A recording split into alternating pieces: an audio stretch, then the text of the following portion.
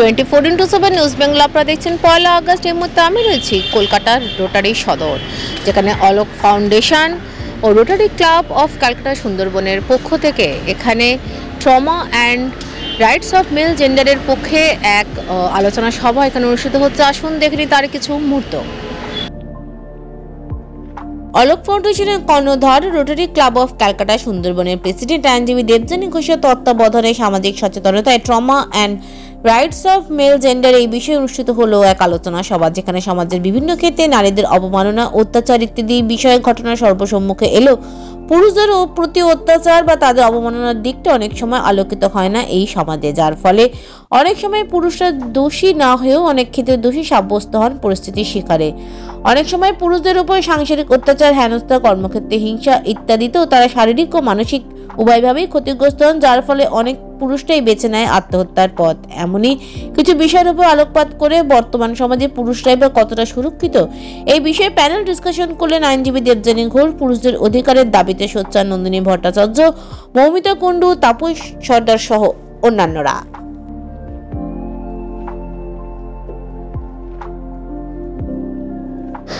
আজকে আমাদের অনুষ্ঠানটা মূলত ছিল trauma and rights of men, take care of the men. আমরা তো ম্যাক্সিমাম কাজ করি women empowerment, violence against women, কিন্তু একটা জিনিস আমরা ভুলে যাই, এই যে ওম্যান, WOMAN, এর মধ্যে কিন্তু ম্যান কথাটা জড়িয়ে রয়েছে। আর আরেকটা কথা যেটা হচ্ছে, আগের দিনের অনুষ্ঠানেই আমরা দেখেছি এই যে ভায়োলেন্স অ্যাগেনস্ট ওম্যান, তার পেছনে শুধু যে একজন পুরুষেরই সবসময় হাত থাকে তা নয়, নারীর শুধু হাত থাকে নয়, নারীর অনেক সময় ইন্ধন থাকে। হয়তো ডাইরেক্ট কোনো কানেকশন বা নেই, কিন্তু অনেক সময় ইন্ধন থাকে। এবার যেরকম একজন বিবাহিত পুরুষ কিন্তু অনেক সময় একটা জাঁতা কলে পড়ে যায় তার মা এবং স্ত্রীর মাঝে, আবার অনেক সময় তার বোন এবং স্ত্রীর মাঝে। এবারে সে কিন্তু তার মাকে যেরকম শ্রদ্ধা করছে, তার বউকেও বা স্ত্রীকেও কিন্তু সমান ভালোবাসে। সে কাউকেও কিছু বলতে পারছে না। সেখানে মা বলছে যে বউ এলো, মাকে ভুলে গেলি? আর স্ত্রী বলছেন কি যে আমাকে তো তুমি নিয়ে এসছো, তাহলে কেন আমার কথা তুমি ভাববে না? এই যে জাঁতা কলটা যে শুধু তাকে তার মেন্টাল ট্রমা করছে তা নয়। আমরা আরও একটা দিনের আলোচনায় আমরা দেখেছি যে মেন্টাল ট্রমা থেকে আমাদের ফিজিক্যাল অনেক রকম প্রবলেম হতে পারে। আর আমাদের দেখা যাচ্ছে যে সারা বিশ্ব জুড়ে এই যে সুইসাইড রেট, তার মধ্যে কিন্তু মেল সুইসাইড রেটও দিন দিন বাড়ছে। এবং আমরা এমন একটা দেশ বলবো না, এমন একটা পৃথিবীতে বাস করি, সেখানে কিন্তু ছোটবেলা থেকেই শেখানো হয় যে ম্যাসকিউলিনিটি মানে হচ্ছে তুমি কাঁদবে না, তুমি নিজের উইকনেস কোথাও দেখাবে না। তাই জন্য ভুলে যাওয়া হয় যে সেও একজন মানুষ, তারও মন আছে, তারও কষ্ট হয়। তাই জন্য পাবলিক প্লেসে ছেলেদের কাঁদতে নেই।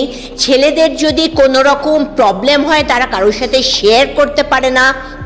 এই যে আমরা সাইকোলজি নিয়ে এত কথা বলি, কতজন ছেলে সাইকোলজিক্যাল সেন্টারে যায়, তার থেকে অনেক বেশি সুইসাইড রেট কিন্তু আমাদের ছেলেদের মধ্যে। তাই জন্যে ওম্যান করতে গিয়ে যদি আমরা হিউম্যানিটিটা ভুলে যাই, আবার হিউম্যানিটির মধ্যে কিন্তু ম্যান কথাটা রয়েছে। তাই জন্যে একটা সমাজকে যদি এগোতে হয়, তাহলে তার স্ত্রী এবং পুরুষ দুটো দিককেই সমান গুরুত্ব দিতে হবে।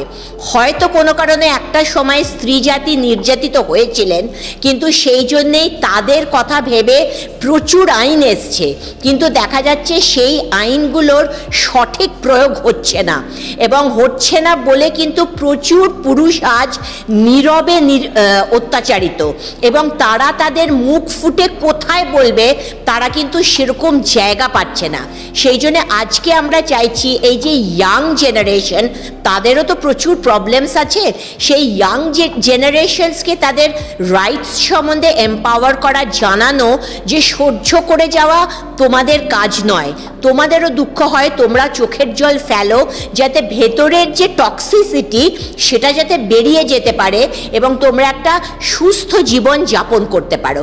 এইটাই আজকে আমাদের আলোচনার মাধ্যমে আমরা সকলের সামনে তুলে ধরলাম এবং চেষ্টা করব যে এর বিভিন্ন এপিসোড আরও পরবর্তীকালে করবার, কারণ একবার কোনো কথা শুনলে মানুষের মনে সেটা গেঁথে যায় না। মানুষের মনে কিছু গেঁথে দেওয়ার জন্য যেরকম গল্পচ্ছলে আলোচনা করতে হয়, সেরকম সেটাকে বারবার রিপিট করতে হয়। ধন্যবাদ। 24x7 নিউজ বেঙ্গলের সঙ্গে থাকুন, সাথে থাকুন, দেখতে থাকুন, সব খবরের জন্য চোখ রাখুন আমাদের চ্যানেলে।